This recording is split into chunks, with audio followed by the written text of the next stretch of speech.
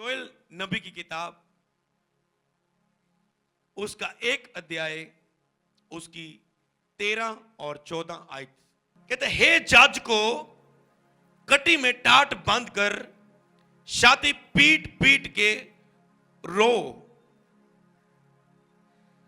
हे बेदी के टहलुओ हाय हाय करो, हे मेरे परमेश्वर के टहलुओ आओ टाट ओढ़े हुए रात बिताएं, क्योंकि तुम्हारा परमेश्वर के भवन में अन्य बलि और हर्ष अब नहीं आते। जो मेन बात 14 पर आती है, उपवास का दिन ठहराओ। तो उपवास का दिन मतलब उपवास का दिन कब ठहराना चाहिए?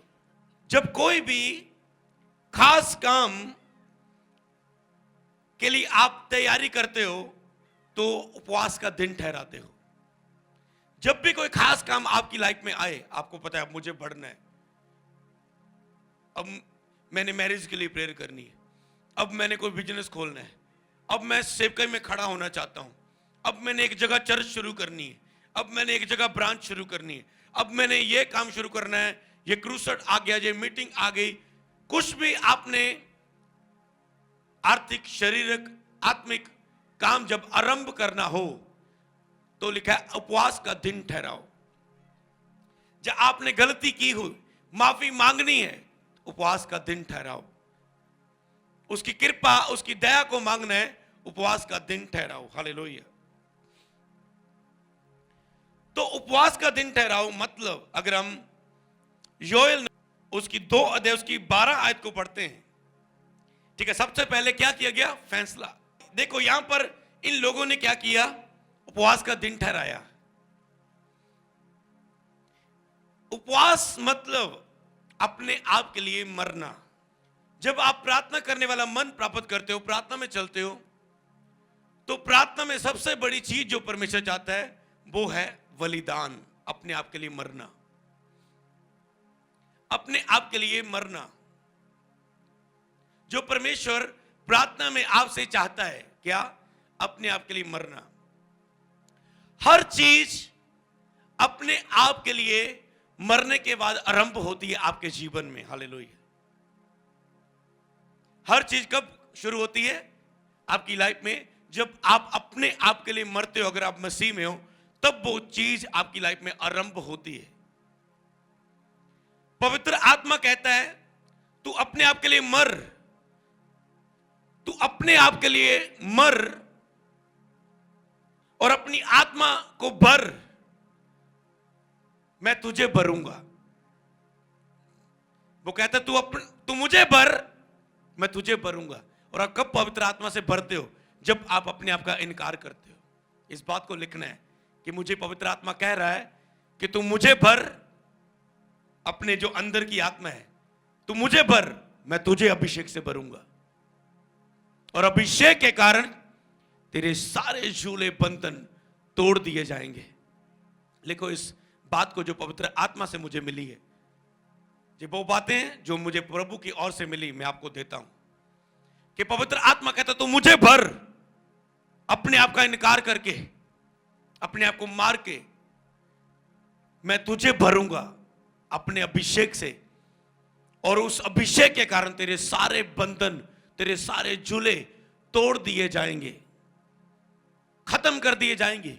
वो दुष्ट आत्मा हो सकता है, वो बीमारी हो सकती है, वो कर्जे हो सकती है, वो गरीबी हो सकता है, वो पाप का बंधन हो सकता है, वो कमजोरी हो सकती है। कहता है अभिषेक के कारण तेरा बंधन वो तोड़ दिया जाएगा। और कहता है रोते, छाती पीटते हुए, टाट ओढ़ते हुए रात बिताओ और उपवास का दिन ठहराओ, जो आपने पढ़ा है। मतलब जब आपने प्रभु की दया मांगनी, ऐसी लाइफ में जाओ। अगर आप चाहते कुछ महान काम आरंभ हो आपकी लाइफ में, तो उसके लिए ऐसी लाइफ में प्रभु के पास जाना। उपवास का दिन ठहराओ और महासभा का प्रचार करो। अगर 12 आयत को पढ़ते हैं तो भी यहोवा की जो वाणी है, अभी भी सुनो, उपवास के साथ रोते और अपने पूरे मन से फिरकर मेरे पास आओ। अभी भी सुनो, डोंट वेरी अगर आप प्रेयर के बारे में सुनने के बाद भी दोबारा बढ़ नहीं पा रहे, थोड़ा बढ़े है ना, उसके लिए धन्यवाद करो, उसके लिए धन्यवाद करो। जितना बढ़ चुके हो वो आपको और बढ़ाएगा। तो इसीलिए वो मौका देगा, कृपा करेगा। कहता है अभी भी सुनो, अभी तक नहीं सुनी जिन्होंने प्रार्थना का, उपवास का, जब मरने का दिन नहीं ठहराया। आपके अंदर ये तो आ चुका है ना मन कि बस मुझे बढ़ना है, क्योंकि प्रार्थना की शुरुआत तब होती है जब आपके अंदर ये हृदय आता है मुझे बस प्रेयर में बढ़ना है।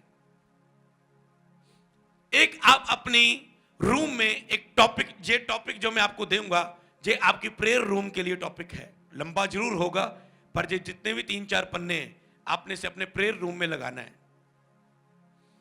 उसमें क्या लिखना, यदि मैं अपने आप के लिए मरूंगा तो ये काम मेरी जिंदगी में पूरे होंगे, ऐसा लिखना है आपने ऊपर बड़ा करके। पर फरवरी महीने में परमेश्वर ने बताया कि जिस तरह उसने इंसान को बनाया, कितना बनाया, अच्छा बनाया। देखो आपकी आंखें, कान, मुंह, अगर पूरी बॉडी को देखें तो फरवरी महीना परमेश्वर आपको बनाएगा एक बर्तन के रूप में, और वो अच्छा बर्तन बनाएगा और आप इस्तेमाल किए जाओगे। फरवरी महीना आपको बनाने का महीना है। भविष्यवाणी क्या है? फरवरी महीना आपको यहोवा की ओर से बनाने का महीना है। वो आपको बनाएगा और आप विक्ट्री को देखेंगे, आप जीत को देखेंगे अपनी जिंदगी में, जीत को देखेंगे। मतलब जीत का मतलब आपने कब घोषणा करनी है? आप मतलब मैन ऑफ गॉड से, मेंटर से, याद रखो पूरी चर्च को वर्ड मिला, समझ लो मैन ऑफ गॉड ने आपको पर्सनल दिया है। मतलब आप अपनी जॉब के लिए लेकर जा रहे हो, अपने रिज्यूम देने जा रहे हो, आप कह रहे हैं मुझे वर्ड मिल चुका है, मेरी जीत का महीना है। आप कुछ टेस्ट क्लियर करने जा रहे हो, मेरी जीत का महीना है। आप आईलेट्स का एग्जाम देने जा रहे हो, नहीं, मेरी जीत का महीना है। आप कुछ भी करने जा रहे हो, आप कह रहे हैं मेरी जीत का महीना है। आप प्रेयर लाइफ में खड़े होने की कोशिश कर रहे हो, आप कहेंगे मेरी जीत का महीना है। अब नहीं रोक पाएगा शैतान मुझे, मैं प्रेयर लाइफ में खड़ा हो पाऊंगा उस लेवल में, क्योंकि ये भविष्यवाणी है मेरे लिए कि ये मेरी जीत का महीना है। तो प्रभु आपको बनाएगा। अब होली स्पिरिट मुझे बता रहा है अगर वो आपको बनाएगा, बनाने से पहले आपका टूटना जरूरी है, मरना जरूरी है, जो आपने बनाया अपनी लाइफ को। अगर ये महीना आपको बनाने का महीना है तो पहले जो आपने अपनी लाइफ को बनाया है उससे टूटना पड़ेगा, उससे टूटना पड़ेगा, उसके लिए मरना होगा जैसी आपने लाइफ बनाई है, क्योंकि आपको उससे बाहर आके समर्पित करनी अपनी लाइफ प्रभु को। और आप फर्क देखेंगे जिस चीज को इंसान बनाता है और जिस चीज को परमेश्वर बनाता है। इंसान ने कितनी कोशिश कर ली, एक रोबोट बना दिया, जीवित इंसान की कॉपी कर सकता है वो? जमीन आसमान का फर्क है रोबोट में और इंसान में। सोचो जिस व्यक्ति को परमेश्वर बनाए कितना अद्भुत बनाएगा। तो इसलिए मरना है अपने आप के लिए ताकि वो आपको बना सके। प्रार्थना में प्रभु आपको मारता है। जो व्यक्ति प्रेयर नहीं करता वो अपने आप के लिए कभी मर नहीं सकता। मरने के लिए सबसे एक ही तरीका है प्रार्थना, और प्रभु आपको प्रार्थना में लिया के अपने आप के लिए खत्म करना चाहता है और अपनी इच्छा आपके जिसमें पूरा करना चाहता है। और जब आप 5 रोटी 2 मछलियों का अगर आप स्टोरी जानते हो, प्रभु ने कहा क्या है तुम्हारे पास? एक बच्चा कहता है ये है हमारे पास, ये 5 रोटी है 2 मछली है। प्रभु ने कहा काफी है, और आशीष मांगी, उसकी गिनती बढ़ गई, टोकरियां बढ़ गई, और प्रभु ने लोगों में बांट दी। जो आपके पास है वो प्रभु को दे दो। प्रभु आपको इतना भरेगा, इतना बांटेगा लोगों में कि आप बहुतों के लिए उद्धार का कारण बन जाओगे, केवल अपने लिए ही नहीं। मान लो एक इत्र का गिलास अगर वो टूटेगा तो ही बाहर निकलेगा, तेल टूटेगा तो बाहर निकलता है उसमें।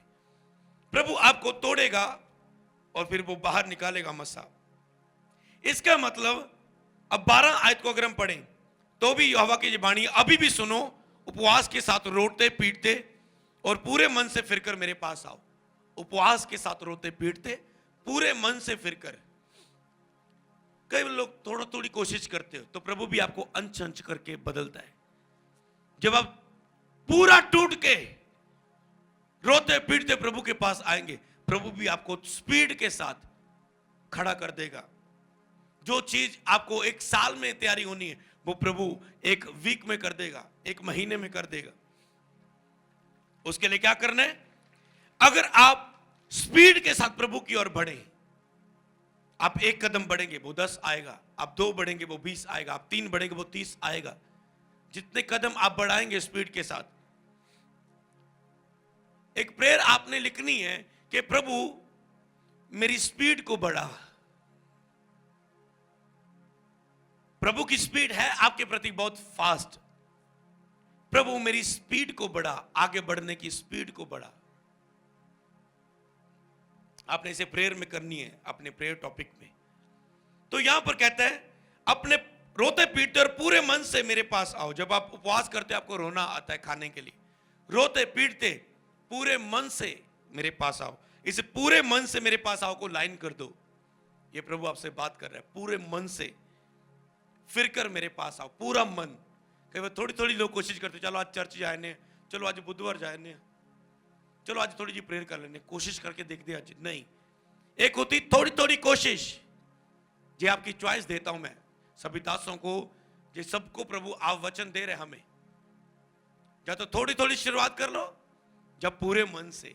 ये आपके ऊपर है, जितनी स्पीड के साथ आप बढ़ेंगे उतनी स्पीड के साथ वो आपकी लाइफ में काम करेगा। कहते हैं ठीक है, पूरे मन से फिर कर मेरे पास आओ। देखो मतलब अपने आप के लिए मरना। देखो ये क्या कर रहे हैं, अपने वस्त्र नहीं अपने मन ही को फाड़कर अपने परमेश्वर यहोवा की ओर फिरो। अपने कहते कपड़े नहीं फाड़ने तुझे, अपने मन को फाड़ना है। अगर उपवास में मतलब आपने खाना तो छोड़ दिया पर अपने मन को नहीं फाड़ा, मन को नहीं चेंज किया, मन प्रभु के लिए भूखा और प्यासा नहीं किया, तो कहता तेरे में कपड़े फाड़ने जाओ, उपवास में जाना, रात को ओढ़ना, ये नहीं। मैं तेरे मन को फाड़ा हुआ पूरे मन से तुझे फिरता हुआ देखना चाहता हूं, क्योंकि वह अनुग्रहकारी, दयालु, विलंब से क्रोध करने वाला, करुणा निदान और दुख देकर पछताने हारा है। वो करुणा निदान है, विलंब से क्रोध करने, वो दयालु है, इसलिए उसकी ओर फिरो कहता है। क्या जाने फिर कर पछताए और ऐसी आशीष दे जिससे तुम्हारे परमेश्वर यहोवा का अन्न बलि और अर्घ दिया जाए। अगर हम 18 आयत को देखते हैं, तब यहोवा को अपने देश के विषय में जलन हुई और उसने अपनी प्रजा पर तरस खाया। देखते हैं यहां पर 3 काम हुए। अब आपको समझ लगे जो बात मैं कहूंगा। सबसे पहले प्रभु ने कहा उपवास का दिन ठहराओ। फिर प्रभु ने कहा उपवास में ऐसे पूरे मन से रोते पीटते मेरे पास आओ। फिर क्या कर रहा है, 18 आयत में प्रभु उन पर तरस खा रहा है, दया कर रहा है। वो आपकी हीलिंग के लिए हो सकता है, वो आपकी आत्मिक उन्नति के लिए हो सकता है, वहां पर तरस खा रहा है। और जब हम 26 आयत को पढ़ेंगे, यहां पर कह रहा है अब आई वर्ड देने की बारी उन्हें। कहता है तुम पेट भर के खाओगे और तृप्त होगे, अपने परमेश्वर यहोवा का नाम की स्तुति करोगे जिसने तुम्हारे लिए आश्चर्य काम किए हैं। मेरी प्रजा की आशा फिर कभी ना टूटेगी। सब बोले आमीन। आपने देखा पहले एक व्यक्ति मरता है, दिन ठहराता है, मरता है, फिर प्रभु उस पर तरस खाता है और फिर उसको कहता है तेरी आशा अब कभी ना टूटेगी, अब तू तृप्त होके खाएगा। यही सीक्रेट है मसीह में बढ़ने का। एक टाइम अपने आप के लिए मरने का, प्रार्थना में, भक्ति में जीने का एक टाइम है, फिर कटनी को काटने का। हालेलुया। एक टाइम आता है उस कटनी को काटने का। हालेलुया। ऐसा नहीं, ऐसा कैसे हो सकता है आप अपने आप के लिए मरे और प्रभु आपकी लाइफ में कुछ भी ना करे। और अब क्या हुआ, जे केवल वायदा किया गया प्रभु ने। अब आगे देखो क्या हुआ, 28 आयत को देखें। आत्मा का उंडेला जाना। उन बातों के बाद मैं सब प्राणियों पर अपना आत्मा उंडेलूंगा, तुम्हारे बेटे और बेटियां भविष्यवाणी करेंगे। ठीक है, जो बेटे और बेटियां वो भविष्यवाणी करेंगे। कई बार आपके बेटे बेटियां जंग है, वो आने वाली लाइफ अपने लिए और दूसरों के लिए वो बताएंगे। और तुम्हारे पूर्णीय जो स्वप्न देखे, जो मसीह में पुराने हैं, मैच्योर हो चुके हैं, वो स्वप्न को देखते हैं। कौन स्वप्न को देखता है? जो प्रेयर में बहुत बढ़ता है, वचन की शिक्षा में भी साथ बढ़ता है, आत्मिक उन्नति में, हम्बलनेस में, पवित्रताई में, मतलब वो पूरी ढील डोल में, लंबाई चढ़ाई में, प्रभु में बढ़ रहा है, वो है मसीह में पूर्णीय, पुराने। और वो लोग लिखे रियल सपने देखेंगे, रियल सपने, वो वाले नहीं जो आप बात करते हो, ओ जी मैनू सपना है, रोजे तुरे रहंदे हो, ओ जी मैनू सपना आया। वो सपने जो दानियल देखता था, वो सपने जो यूसुफ देखता था, वो सपने की बात कर रहा हूं मैं। राजा कहता है मेरे सपने को कोई अर्थ बताओ। ज्योतिषी आ रहे, बंदे आ रहे, कहते जी ये अर्थ है जी, वो अर्थ है। ला कहता इदा का कोई भी झूठ बोल सकता। कहता मैनू इदा का बंदा चाहिए जेड़ा मेरा सपना भी दसे मैनू की आया और अर्थ भी दसे, सपना भी बताए मुझे क्या आया, अर्थ भी बताए। क्या बात है। और प्रभु के दास बताते उसे आंसर, वो दानियल वाला, वो यूसुफ वाला काम। ये क्या मसीह में पूर्णी है। और तुम दर्शन देखोगे और तुम्हारे दास और दासियों पर भी उन दिनों में अपना आत्मा उंडेलूंगा। खास करके जो चर्च की टीम होती है, दास दासियां, हम सबका स्वामी कौन है? प्रभु यीशु मसीह। और इस संसार में अलग अलग पर हम पर अधिकारी ठहराए जाते हैं। अधिकारी होता है उनका स्वामी, मतलब दास उसके नीचे काम करने वाला। जो किसी के नीचे काम कर रहा है दास बनकर, उन पर भी कहता है आत्मा उंडेलूंगा। क्यों? क्योंकि वो अधीन होकर चल रहा है। कई मसा आपकी लाइफ में इस कारण होता है कि आप एक मेंटर के अधीन हो, आप किसी मैन ऑफ गॉड के अधीन हो, आप उनके वचनों को फॉलो करते हो, वचन नोट करते हो, उन पे चलते हो, उन हिदायतों को फॉलो करते जो आपको दी जाती है, उसमें चलते हो। उसके कारण भी अभिषेक आपकी लाइफ में आता है। ठीक है, दास दासियों पर भी उन दिनों में उंडेलूंगा। तो ठीक है, ये यहां पर बात हुई आत्मा उंडेलने के बारे में।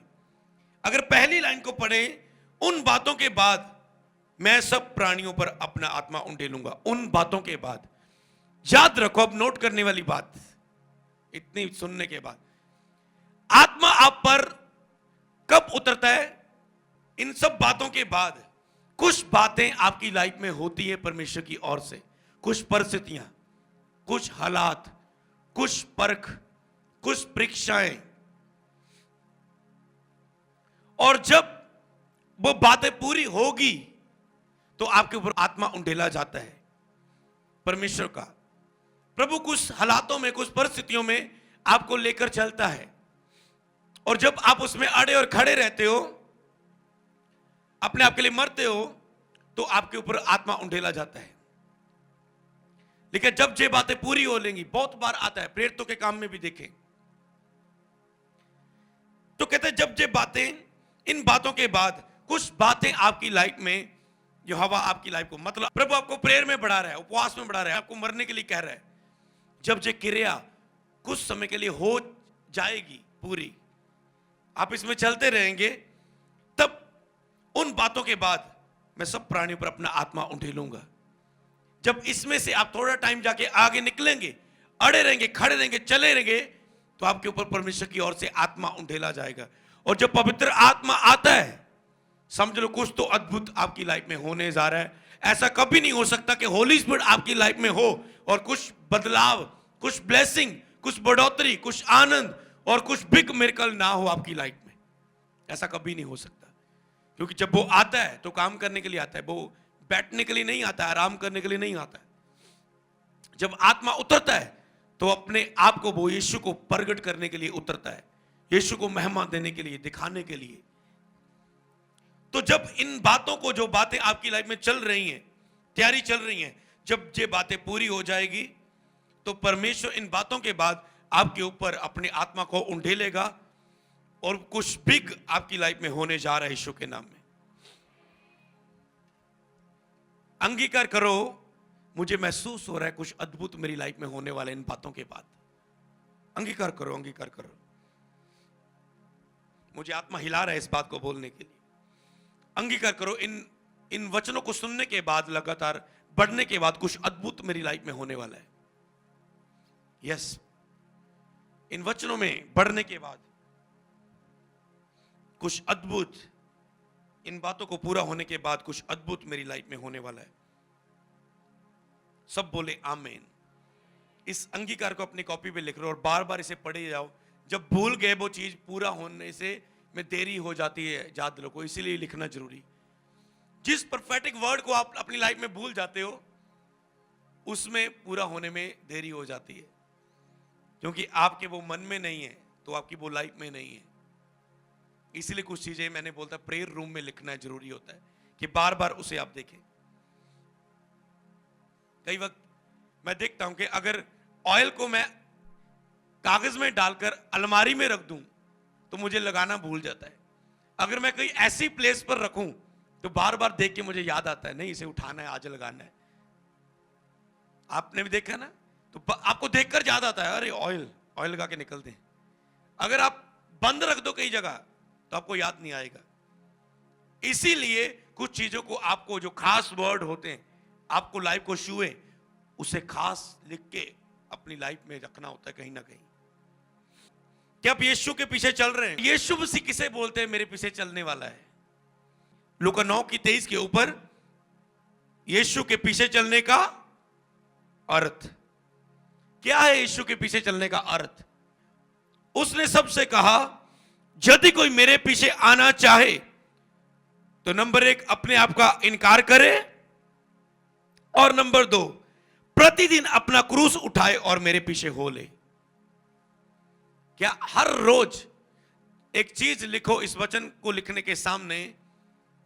हर रोज सोने से पहले मुझे पूछना है, उठने के बाद बोलना है आपने कि आज मैं अपने आप के लिए मरूंगा। रोज अंगीकार करना है जी, और यीशु के पीछे चलूंगा। और सोने से पहले आपने पूछना है क्या मैंने आज अपने लिए जिया या अपने आप के लिए मरा? क्या आज मैं अपने आप के लिए मरा हूं, हां या ना? हालेलुया। जब आप रोज इस बात पर काम करना शुरू कर देंगे, कई लोग ग्रेट और महान पता क्यों है? क्योंकि जो उन्हें बातें दी जाती हैं उनके मेंटर के द्वारा, उनको वो सीरियस लेते हैं और लिखते हैं, उन्हें चलते हैं। जब आप ऐसा साबित करते हैं, प्रभु को पता है जब पूरे मन से हर क्रिया से मुझे खोजने की कोशिश कर रहा है, और लिखा है वो अपने खोजने वालों को प्रतिफल देता है। जब उसको देखता है कि आप खोजने की कोशिश कर रहे हैं, उसे पाने की कोशिश कर रहे हैं, तो वो आपको प्रतिफल देता है फिर। हालेलुया। और कोई शॉर्टकट नहीं है परमेश्वर की ओर से आशीष लेने का। वो प्रतिदिन अपना क्रूस उठा और मेरे पीछे ले। सबसे पहले अपने आप के लिए मरना, अपने आप का इनकार करना, और प्रतिदिन अपना क्रूस उठा के मेरे पीछे चलना। रोज, मतलब एक बार नहीं, रोज उठाना क्रूस, रोज मरना अपने आप के लिए, रोज। ये है यीशु के पीछे चलने का अर्थ। अब पतरस आया, प्रभु कहता मेरे पीछे हो ले। अपने सब जाल छोड़े, काम छोड़ा, बिजनेस छोड़ा, प्रभु के पीछे हो लिया। उसके लिए बहुत चीज थी। आज प्रभु को बिजनेस छोड़ने के लिए नहीं बोलता, वो उससे मांगा था प्रभु ने। आपको प्रभु व्हाट्सएप छोड़ने के लिए बोल सकता है, गर्लफ्रेंड छोड़ने के लिए बोल सकता है, गलत रिलेशन छोड़ने के लिए बोल सकता है। कई वक्त कोई ब्याह बंदा हुंदा है और कोई लड़की ओनू प्यार कर ला, जी मैनू इन्ना प्यार हो गया जी, मैनू इन्ना प्यार। तो किसी के हस्बैंड, कोई उसकी वाइफ है तो उसको दुख दे रही है, तो उसे प्यार करके, क्योंकि वो उसका हस्बैंड है। और हो सकता है प्रभु बोले ये चीज गलत है और आपको महसूस कराए, आपको छोड़ने के लिए बोले। वो कोई भी चीज हो सकती है जिसके लिए होली स्पिरिट आपको मरने के लिए अगुवाई करे। चेलों ने छोड़ दिया और एक बार उन्होंने बोला ना, प्रभु हम तो सब कुछ छोड़ के तेरे पीछे हो लिए, हमें क्या मिलेगा? प्रभु ने कहा ऐसा कुछ हो नहीं सकता कि जिसने मेरे लिए घर बार, माता पिता, बच्चों, सब चीजों को छोड़ दिया, त्याग दिया, अपना जायदाद, अपना पैसा त्याग दिया, और उसे प्रतिफल ना मिले स्वर्ग में। ऐसा हो नहीं सकता, प्रभु कहते हैं, इस युग में भी, स्वर्ग में भी। और एक व्यक्ति आया, प्रभु तेरे सब वचनों पर मैं चल रहा हूं, पड़ोसी से प्यार करता हूं, सभी आज्ञाओं को मानता हूं, प्रभु और मैं क्या करूं? प्रभु ने कहा एक बात की कमी है। मैं सब वचनों पर चल रहा था, जब उसने पूछा प्रभु केड़ी कमी है दस, प्रभु को पता वो पैसे से ज्यादा प्यार करता है। प्रभु ने बोला अपना धन सब कंगालों को दान कर दे, स्वर्ग में तुझे धन मिलेगा। क्या हुआ? वो उस त्याग को ना कर पाया, वो मुंह फेर कर वापस चला गया, उदास होकर लिखा बाइबल में वापस चला गया, क्योंकि वो उससे प्यार करता था धन को। समझ के मरना मतलब प्रभु वो चीज मांगेगा जो सबसे ज्यादा आपको खींच रही। अब्राहम से क्या मांगा? जो 100 साल में उसे पुत्र मिला, प्रभु ने कहा इसे बलिदान कर दे। आंखों में आंसू। प्रभु बुढ़ापे में 100 साल बाद इतने इंतजार करने के बाद जब पुत्र मिला, और तू कह रहा है इसे बलिदान कर दे। प्रभु आपकी कीमती चीज मांगता है, आपकी खास चीज मांगता है। हालेलुया। बलिदान करना पड़ते हैं प्रभु के सामने। तो उसने बलिदान किया, ले गया, मारने लगा, उस बलि चढ़ाने लगा अपने बच्चों को। प्रभु कहता रुक जा अब्राहम, मैंने तुझे परखा कि तूने मेरी खातिर अपने इकलौते पुत्र को भी रखना छोड़ा। अब देख, आकाश के तारों को गिन सकता गिन ले, समुद्र की रेत को, उस कणों को गिन सकता तो गिन ले, रेते दे उस कणा नू। ऐदा मैं तेरी संतान ਨੂੰ ਵਧਾਵਾਂਗਾ। और ਅੱਜ ਕਹਿੰਦੇ अब्राहम इसहाक याकूब ਦਾ परमेश्वर।